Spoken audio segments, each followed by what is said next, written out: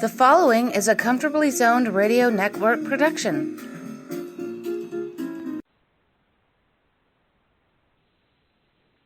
Okay, yeah. Okay, good. All right. I was talking. I think I don't know if we have to repeat this stuff that we were talking about. Well, I don't know if we should either. That's a good question. Let's just go with the flow and see what happens. Okay. I know I was talking about my last experience with Alan in '77 when I saw him play with the A's as a DH. I didn't see much spark from him at all. He kind of was lethargic in pregame, and I watched BP. I always like to come out and watch BP then, which is something unheard of now because a lot of parks don't even allow people in to see BP. But he didn't. He looked tired and didn't look like his head was in it. And he was only 35 at the time.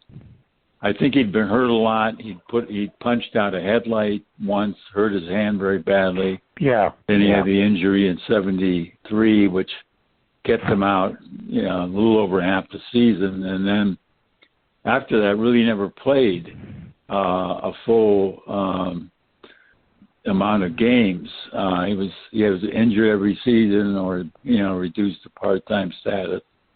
And they did end up back at the Phillies, and with Phillies teams that were pretty good.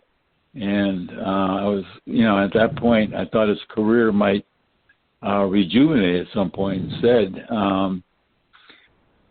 I don't know what happened in '75, but he had a pretty terrible year. In '76, he was really reduced to part-time. And then, as I said, '77, you didn't have anything. I think he just wanted to get out of the game. He probably had enough, and he really, my feeling was from what I saw him play with the White Sox in the '70s that he's definitely the most impactful player in the American League at that time. I did see a couple of games, White Sox games at Yankee Stadium when he was there. And I think one of the things that really bugged him is he hated AstroTurf. He was once quoted as saying, "If a horse can't eat it, I don't want to play on it." That was a great line. Yeah. Yeah, he moved around so much, which I think is hurting him, his chances, because the Hall of Fame likes players who compile, and they love players who stay, with one team for quite a number of years. Yeah, they do. And he had a lot of things writing, and the writers, he wasn't a writer's kind of guy. No. But his teammates,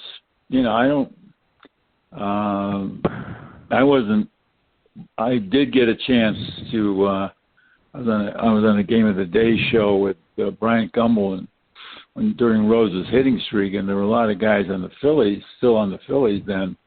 They were playing Cincinnati the day that I was on, who had played with Alan on the team earlier in the decade, and they talked about him. He was a good teammate as far as they were concerned. He was a likable guy. I don't think he got along terribly well with Danny Ozark. I don't think he thought much of Ozark as a manager. And but otherwise, I never heard any complaints from teammates. But I don't know if there were anything that you heard about. I definitely didn't. No, I don't think so. But I think Hall of Fame.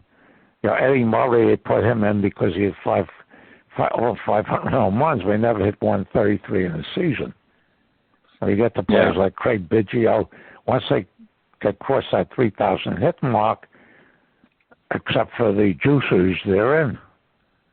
Yeah. Automatically, and I think the selection has gotten worse over the years. Yeah, I really do. And one of the people I do the Tuesday night podcast with is Hal Bach, who is I think 81 now, and he worked for years for the Associated Press, and he had a Hall of Fame ballot until about 10 years ago. They took it away because they considered him, beyond the pale. But I mean, these guys, there'll plenty of players outside of it that should be in there that the current writers probably never even heard of. Wait a minute, they took his ballot away from him because of his age? Yeah. That's incredible. The guy who's seen more ball players than 90% I know of the that, writers. Yeah. That's just insane. I know it's insane. Oh, man. But they were calling everybody over 70 back then. They were cutting them out. Oh. The very guys you really want to have on the panel. Yeah. So the current bunch, most of these guys they hardly ever heard of, let alone seen. Yeah. Oh yeah, that's crazy. That's really crazy. That's gonna be like Santo if he gets in. He's getting in posthumously. Yeah, that's a shame. But yeah. I DeRocha got in that way.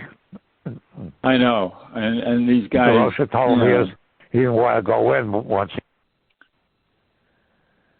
Are you there? Yeah. Oh, okay, good. How's my phone? Okay. Somebody's trying to call me. I'll get that later. Oh, okay. A couple of my favorites are Minnie Minoso. Another one. Who I've been pushing for years. To me, with apologies to Clemente, Minoso was the first Black Latin superstar. Yeah, I think. And he brought an energy and enthusiasm to the game. And for years after he retired, almost till the time he passed away, was an ambassador for the White Sox. Yeah. And I really got ticked off when they put Harold Baines in. Oh, yeah. He compared the two numbers, and Baines couldn't even shine Minoso's spikes. And the other one I have, Casey, here's another one whose career was shot by knee injuries, who was the companion Rookie of the Year in 1964. I think they both won the batting titles in 64 and 65, was Tony Oliva. Yeah. He was a tremendous until his knees went. Yeah. No, I saw him play. I saw him play, on opening day in 65. And I happened to be in Minneapolis at the time at a convention, not related to baseball. And that was my first view of him. And it was clear at that time he was really, just still a young player and just coming into his own. But it was clear that, and I went and watched BP too before that game, which was an early season, actually the opening game that season, and watched him take BP, and they played the Yankees. And I didn't know who he was. I'd never seen him play before then. And and we got to the park a little bit late when BP had already started, but here's this guy in the cage. He's just ripping line drive after line drive after line drive. And then I asked somebody who he was, and he said, well, it's Oliva. And I said, oh, okay, I understand now. But, I did see him play a few times. And I certainly agree with you that he was one of the unfortunately, he was done in by that terrible knee injury. And Alan was done in by an injury. And Minoso was done in by the fact that he came up very late in the game for age-wise. He was 26. They have corrected birth year from 1922 to 1925. But he had played several years in the Negro Leagues, and he played in the Pacific Coast League with San Diego because they were a Cleveland affiliate at that point. Yeah. And Cleveland just didn't have Cleveland had a lot of black players.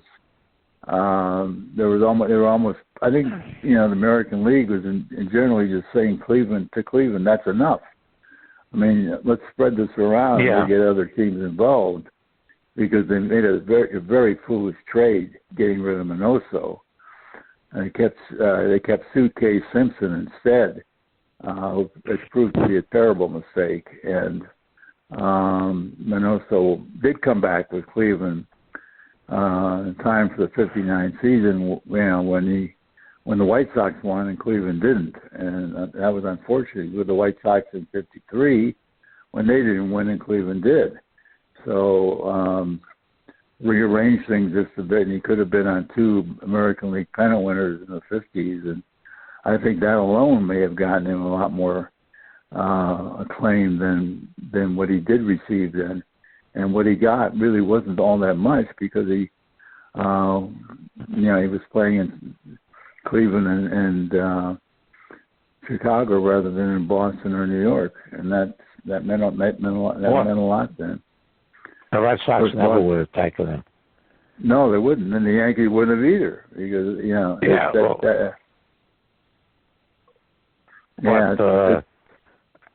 and the Indians really made out on the trade. It was a 3-team trade, and they got Ray Murray and Lou Brissy. No, they gave up Ray Murray. They got Lou Brissy from the A's, and the A's got Dave Philly and Gus O'Neill from the White Sox. Yeah, I think Paul Lehner was involved in that trade too. I don't remember where he went. I think the A's wound up with, from the Indians, they wound up with Sam Zoldak and Ray Murray. Yeah. So. Zoldak. The Indians really got Brissy on that trade. That was it. They gave up a lot. It was a very stupid trade.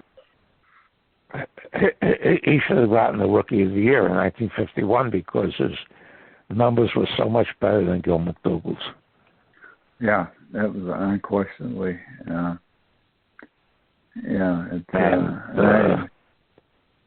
Just everything, the ambassador, and so anytime somebody on Facebook puts up a picture of Minoso in any sites, I see it, I put down as disgraceful that he's not in the Hall of Fame. The one thing that's held against him is the fact that and it should be held, you would think this would be an asset in his portfolio, but it actually is to his detriment that he played in 4 different decades, because it was viewed as a publicity stunt that they brought this guy in.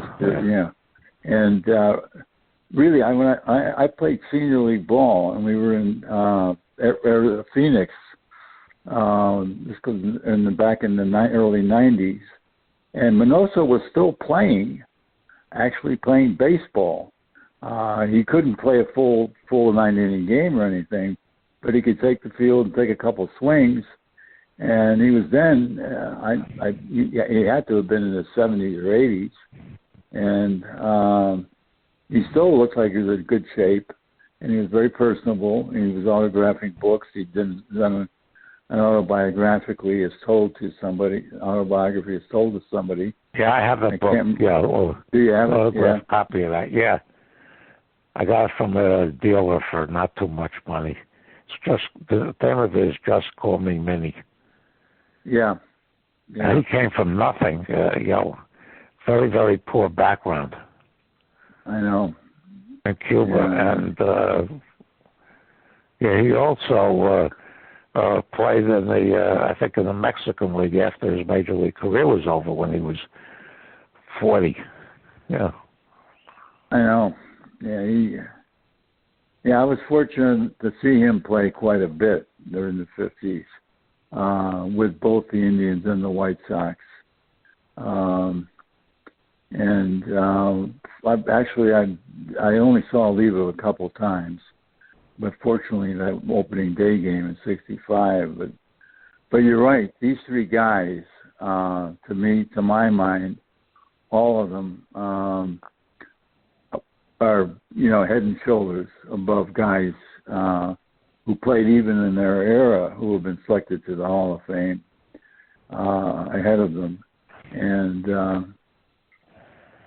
there's probably nothing that can be done about it at this point. They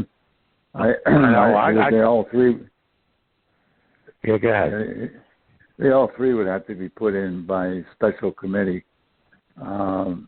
It's very, very unlikely unless the Hall of Fame still is in existence in 2099 that they're ever going to get a chance to make it. All three. One of them won't. What's scaring me is that the writers may vote for that Nazi showing this year to get him in. Well, they might. Yeah. They might. My personal ballot this year would be Jeff Kent and Omar Vizquel. I saw both play quite a bit. Kent with the Giants and Vizquel with the Indians when they were and working against Kent, I think, is his association with Bonds, which was negative. I mean, they didn't like each other, but they were teammates, and Bonds, badmouthed Kent, and Kent in turn badmouthed Bonds, and it kind of worked. It worked against Kent. I don't know that it had any effect on Bonds. Not nearly to a point where it kept him out of the Hall of Fame. What did is obvious. And in Vizquel's case, his lengthy career, even though it enabled him to compile some hit totals in important departments, just like base hits, runs scored, and so forth, actually worked, I think, to his detriment. He'd have been better off if he played a few years less, because in his prime 10 seasons, I thought he was a very good, not only defensive shortstop, but he was a pretty solid hitter, and he batted in the top of the lineup. He often batted second. He'd bat behind Walker. He's in a class with Ozzie Smith and Louis Aparicio, who are not the greatest offensive players in the ever. Yeah. Yeah, but he was better offensively than either one of them, and he was pretty close to them defensively too. May not have been quite at Smith's caliber, but definitely with. I thought he was as good as Aparicio, definitely. I think one of his problems is that a lot of people have never heard of him. He always flew under the radar. I know. And to a certain extent, Kent did too. He was buried away. He was hidden behind Bonds, and but his stats for a second baseman, once you settled in at second base, are they're Bobby Grich type stats all the way through. And Grich is another guy who really missed out on where he belongs, in my opinion. Whether either one will make it this year, I don't know. But I think you're right. Schilling is definitely going to be high on the list. But that's the writers, Yeah. But I read a biography of Bonds, which I have lying around here somewhere, a few years ago, saying that he was not his teammates didn't really think too high of him as a person. No, they didn't. And later when he was with the Giants, later with the Giants, he in the clubhouse there, he sequestered himself off and had twice as much room as anybody else. Yeah. And only would talk to writers when he felt like it, which wasn't very often. There's another book that came out that I have on his years in Pittsburgh with his relationship with Jim Leland, who was manager of Pirates back then, was very, very touchy. Yeah, I've never talked to anybody who either played with him or managed him or interviewed him. I've never spoken to a single person who found him a good interview, a good teammate, or a guy you'd want to go out to dinner with. And I mean, Alan had that kind of reputation with writers, but certainly not with teammates. And whether you want to go out to dinner with him, I don't know. If you weren't an athlete, I don't know what he would have talked to you about. But Bonds, I don't know. He was an incredible. And I watched him play in '99, and he couldn't get around on the high fastball anymore. He was definitely on the way out.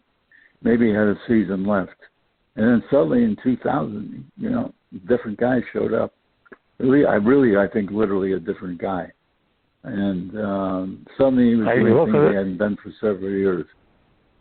Yeah, you looked at his baseball cards from his rookie year card in 1986 to the year in, say 2001, when he had that big year with the 73 home runs.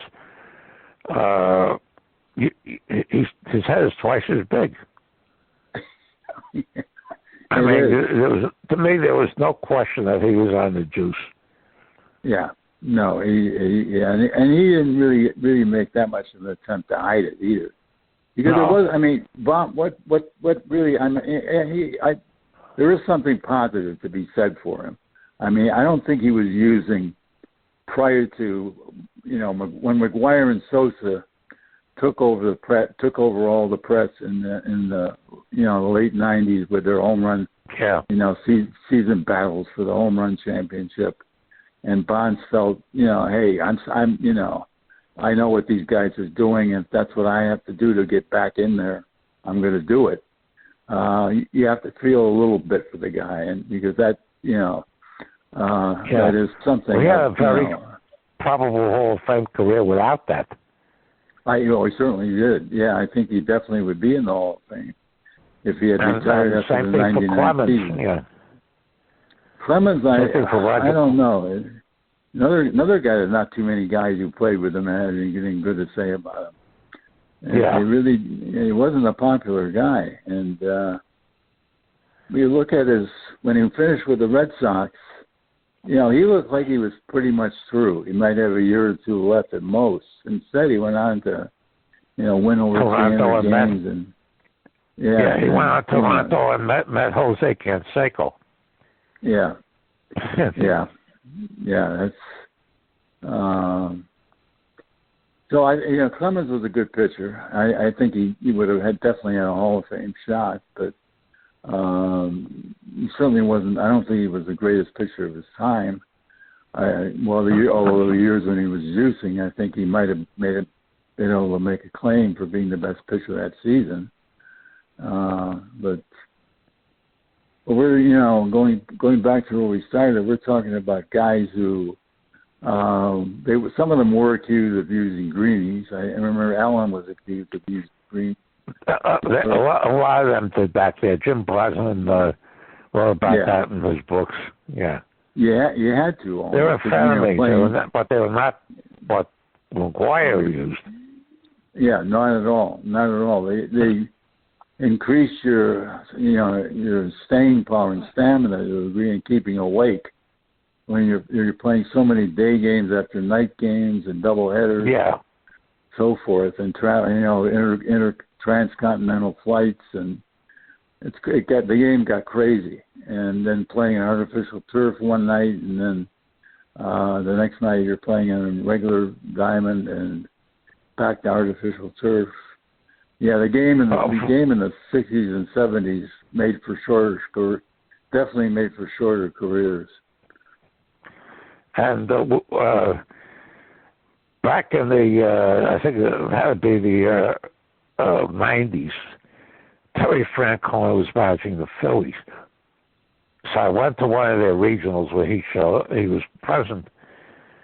And I asked them, because in those days they were having a lot of 2-game series where a team would fly into some city, they play a night game, and then they play a day game the next day, then have to travel somewhere else. So I asked him about that, and he said, he used the words, but he said that really sucked. Yeah. I don't understand why. I never understood why they did that. The schedule were like that. Well, they broke it into 3 divisions. Yeah, broke it into 3 divisions by then. Yeah, and which I was really horrified by, and and then when they started including the Interleague in 1997, you have the chaos that's out there now. Yeah. The Pirates 2 years ago, they had to interrupt the homestand to go make up a game in Denver, and then come back and resume the homestand because they only play them once a year. Go to the place once a year, and when you have a situation where an interleague game would get suspended because of rain and the one team was not going back to the park of the other team. So it switched. This happened, I think, with the Nationals and the Astros, when the Astros were in the National League. I mean, I'm sorry, it had to be with the American League. And, they were not going to play each other again, so they shifted. That'd be in the National League because they played 2 series. First part was a game was played in Washington, and Houston wasn't coming back to Washington, so they transferred to Houston. I forget who won the game, but the way the rules are, all the numbers reverted to the first part. So you have guys getting hit, credit for hits in parts they never played in. Yeah. It was just a total disaster. The scheduling to me has been a total disaster. I mean, even in a normal season, since the Interleague was brought in. Yeah. But they're making. Players are making so much money now that I guess the union feels it's not worth challenging. No, I don't like it either. The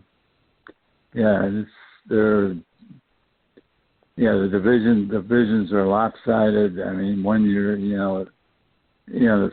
there were six entrants in the playoffs from the central divisions, and 2 central divisions in each league.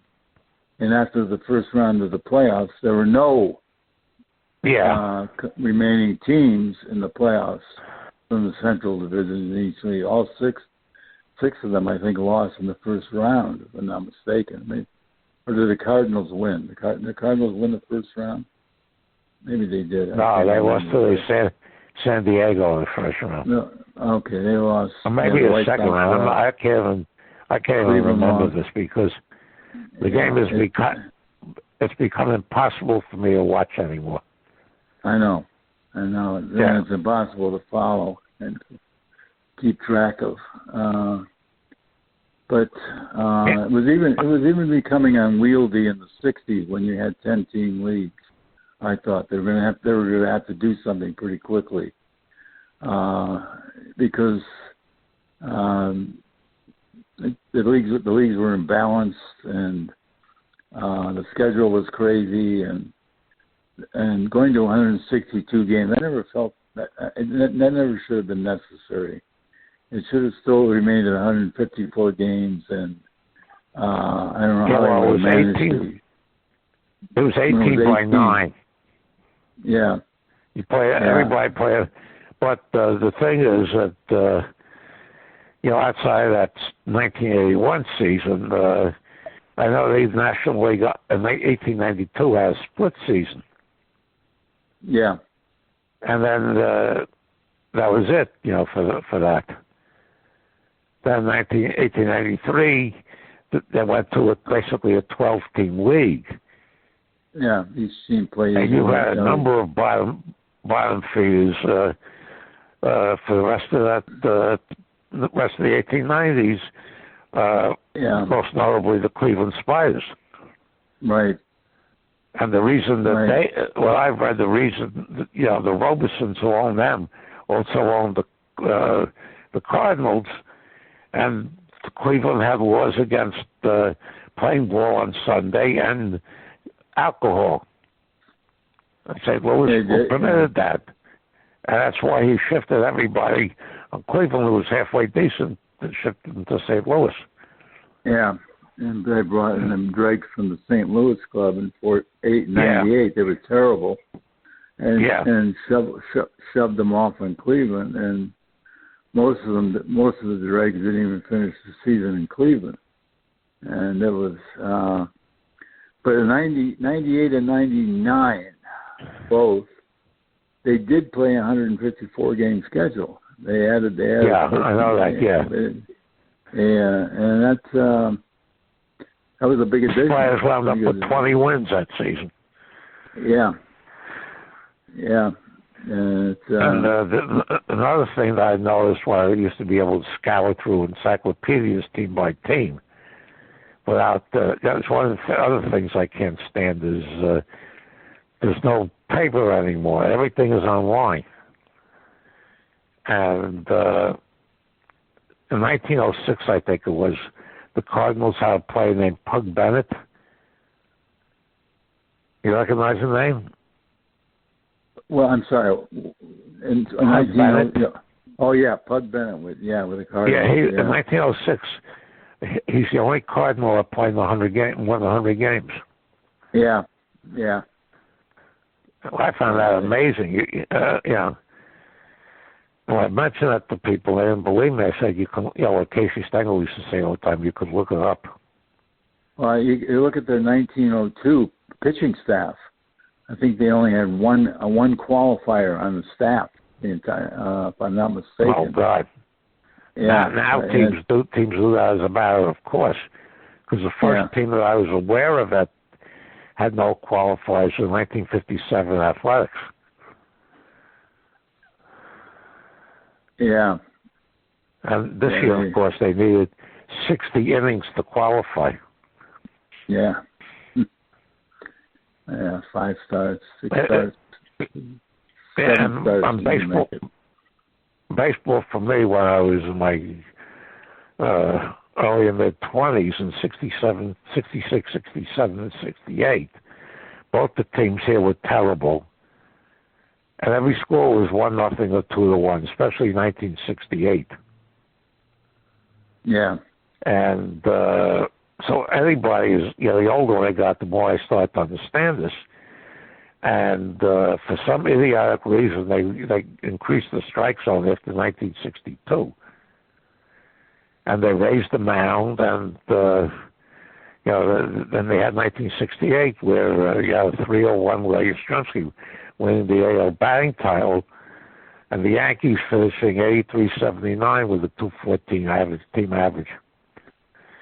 So then when they brought in the 4 expansion teams in 1969, they shrunk the strike zone and they lowered the mound, and all of a sudden people started hit again.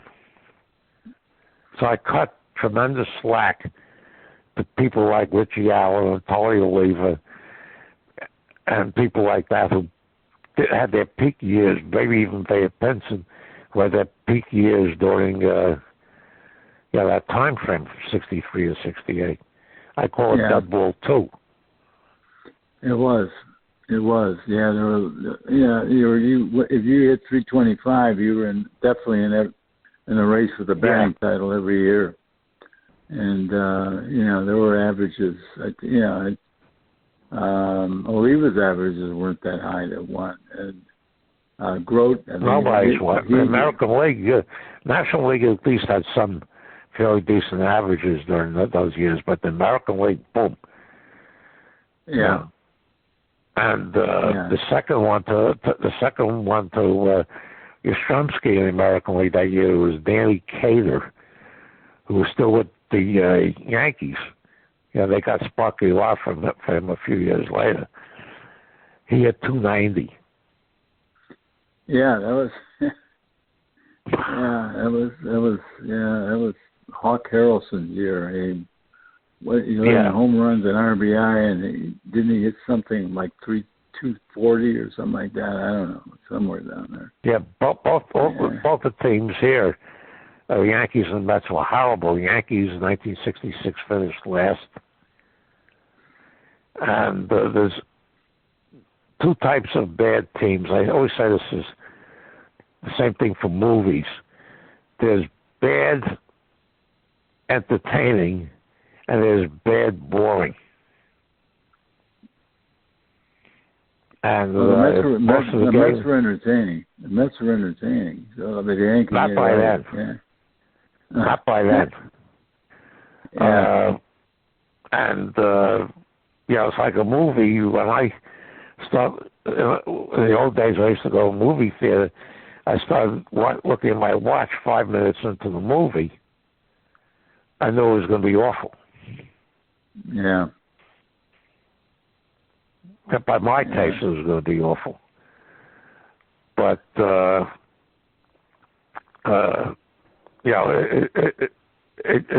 team has to be somewhat competitive. Even if you're a two-team market, it's worse when both teams are horrible. And the Yankees, of course, they fell apart in 1965 because because of two things. They started to play a draft, and when Topping and Webb decided to get out, the farm system crashed because they weren't putting more money in it. So Mantle and Ford and whoever, Yogi was out of there already. Elson Howard and a couple of other players got real old. There's nobody there to replace them. No, I was in New York. I just moved to New York in '65, and I remember that '66 team, and then I remember Red Barber got fired for actually describing the size of the crowd. I think one late season game in 413. Yeah, it was 413.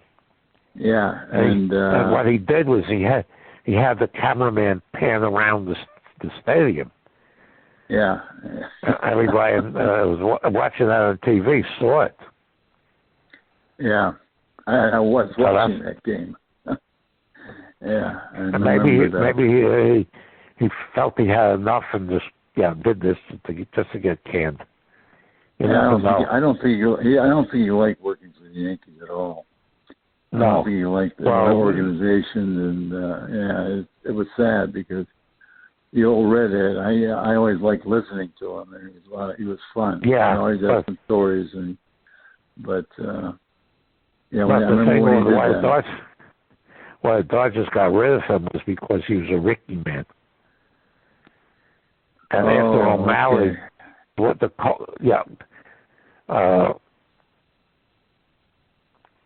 O'Malley took the team over. He took him several years to get rid of Jackie Robinson. But it took, in fact, I read that O'Malley had a thing, that if you were working for them and you mentioned Rickey's name, he would fine you. Yeah. The two of them did not get along at all. Yeah. No, it's and Larry McPhail, when Larry McPhail went from the Reds to the Dodgers, he brought Barber along with him. Yeah. Well, his time, he was terrific. He just, told everybody what was happening. He didn't editorialize, he didn't scream. No. You can't get away with that now. You got to be you have to be a homer to announce for a team. Pretty much, yeah. Yeah, things change, and it's not always for the better. No, but yeah, there were definitely the broadcasters weren't always the most astute minds, and they didn't have a lot of stats to try out, and a lot of paraphernalia and junk they got from statisticians in the booth or pre-game handouts and all that.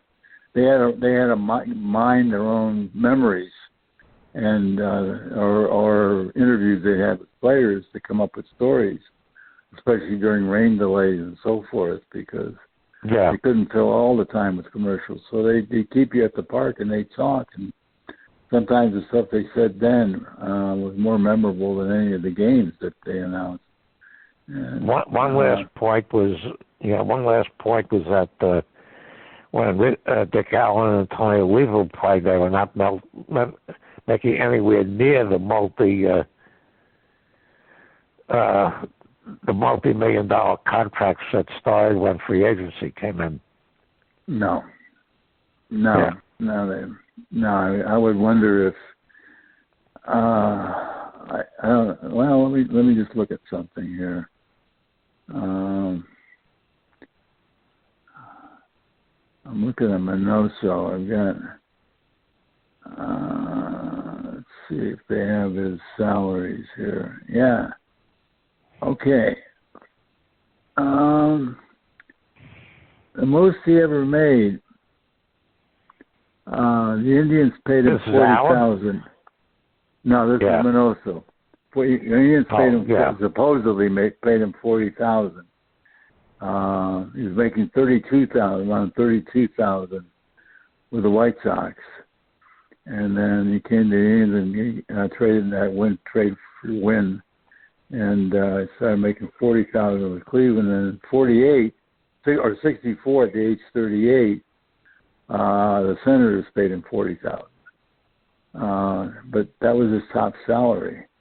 $40,000 now. Most guys won't even play a week for that.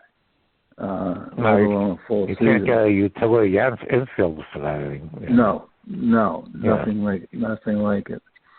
I'm curious what it says for Oliva. I'm going to check this too, because I doubt that he ever made much over 50, or if he even got that. Let's see if it has his salaries. May not. Well, actually, I'm wrong. In '72, the Twins paid him $105,000. Wow, that was 71 where he had the major. Yeah, we had the major injury, knee injury, and he hardly played in '72 and played the next 4 years before he retired. Primarily as a DH. Oliva was getting paid pretty well for the time. He made $98,000, 71. Wow, yeah. $105,000, 72, 73. Paid 90. He made pretty well until they dropped him for his last season from $87,500 to $42,000. So he suffered more than 100% pay cut. But other than that, he did very well. Just out of curiosity, let's do Dick Allen for the same thing. Well, you're on Baseball Reference, right? Yeah, I'm on Baseball Ref. Yeah. I use that all the time when I'm doing profiles on Facebook. I go back and forth just to make sure all the numbers are correct, the transactions are correct. I never really paid much attention to salaries, and then not me either. Other than some of the players are incredibly overpaid now. Oh yeah, you've got making, in the upper teens, or haven't even played regularly for several seasons. And and there was a pitcher, Edwin Jackson, who has the record for pitching on 14 different teams. Yeah. He was like 104 and 130 something.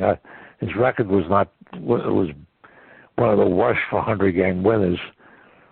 And he, according to reference, he made $93 million over his career. Huh. I mean, yeah. Well, Alan was making over 100,000, well over 100,000 with the White Sox. He got 200,000 in '73 when he was hurt, and 200,000 again in '74. And then doesn't have a salary with the Phillies in '75 and '6, but he finished up in '77 with the A's. He was making $100,000, so he wasn't doing too badly for that time. No. But then, nobody was making anywhere close to $1 million, and No. I don't know how much Mickey Mantle's highest salary was. I'm sure he made. Sometimes they got like 125,000.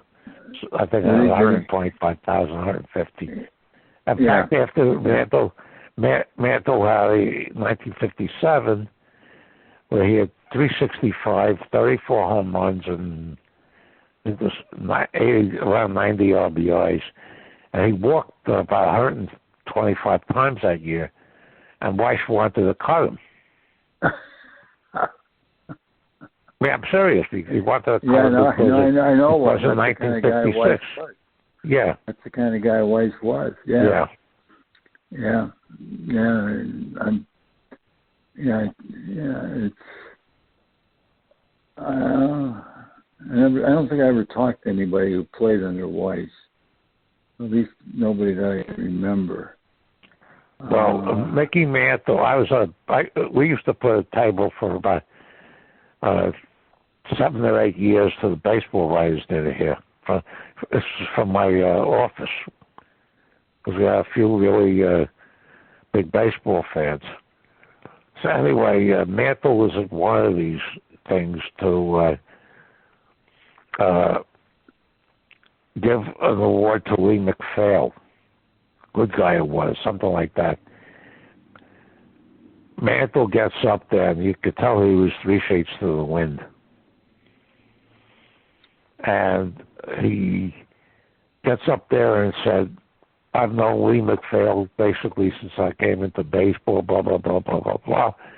And he was the assistant to George Weiss, and they said the meanest. They started a 10-letter word that began with C and ended with R. That ever lived. And the next day, the papers reported as irreverent. And what that did was, because women weren't allowed up to that point, but what they did was they allowed women and they banned kids under 18. Yeah. And another one, he was there another year, sitting next to Ford. And DiMaggio walks in because he was doing a car show that weekend in New York.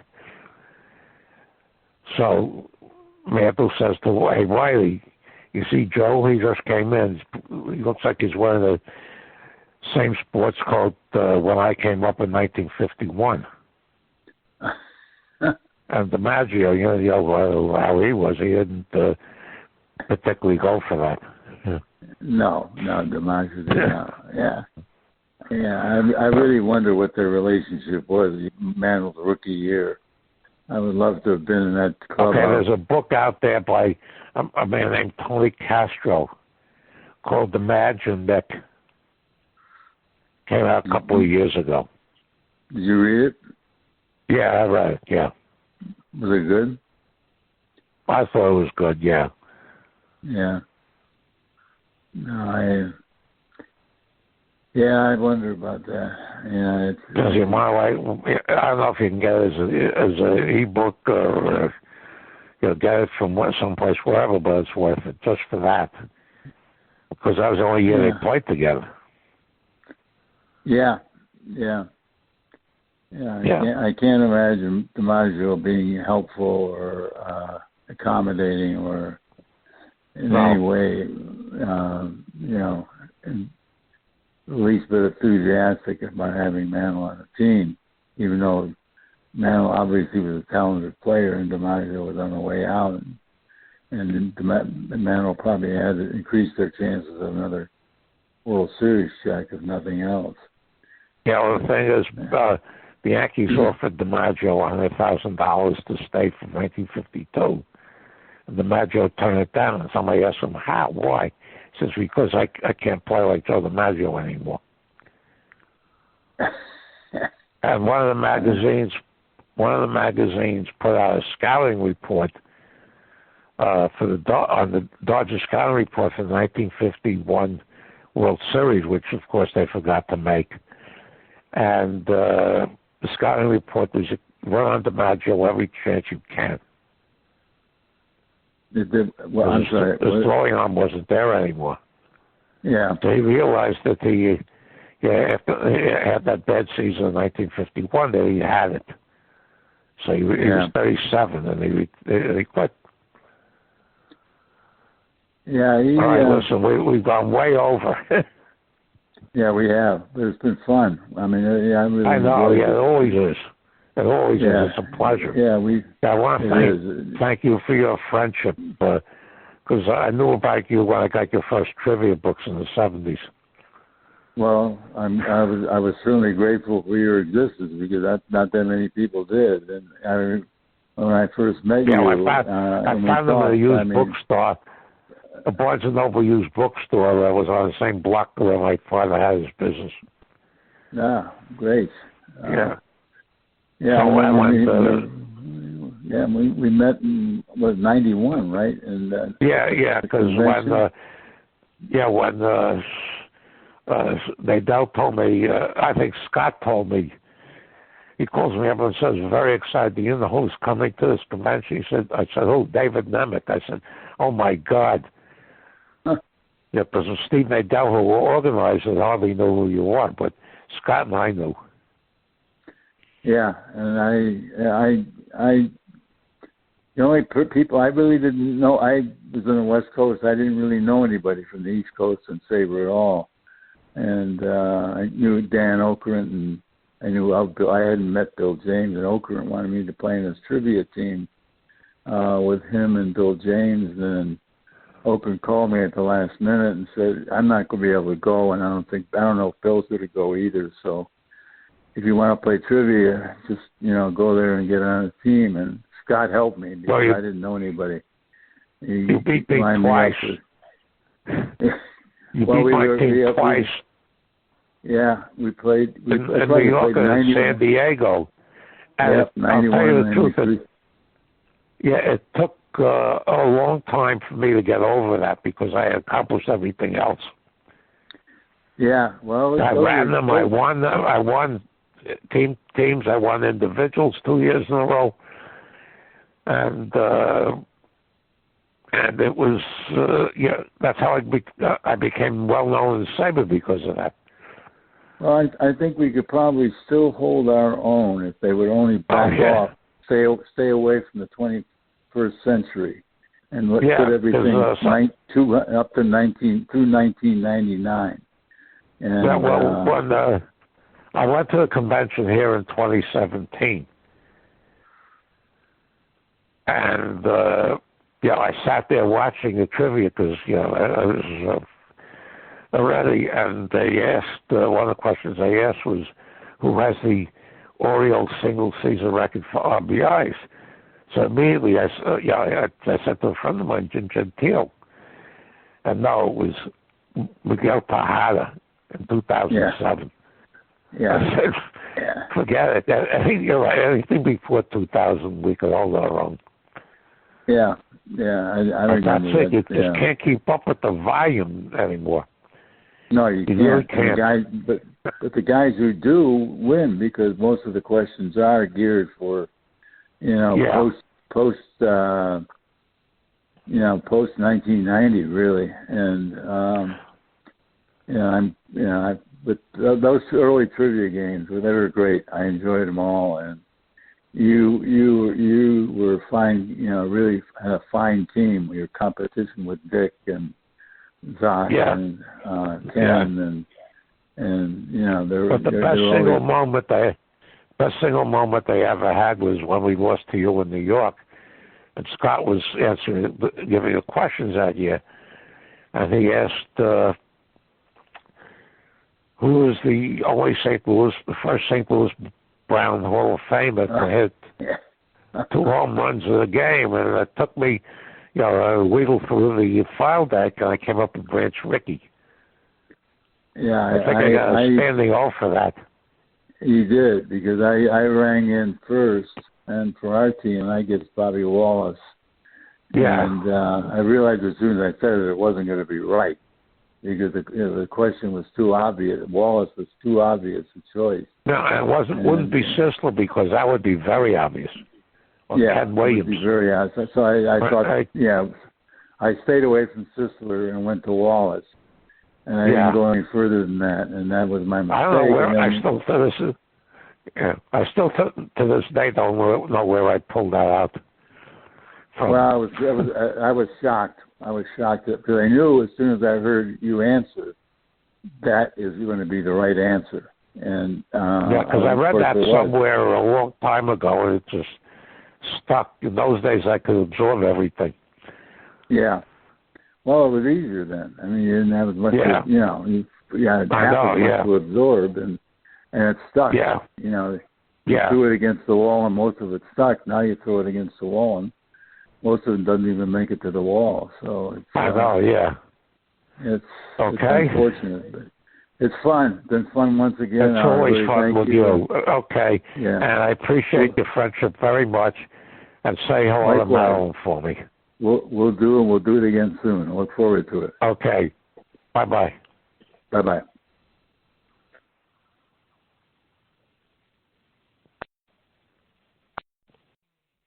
The proceeding has been a Comfortably Zoned network production. You are advised to keep your dreams wet, your humor dry, your children and grandchildren out of military recruiting offices, and off the laps of clerics who wear dresses. Thank you for listening, everyone. Happy trails.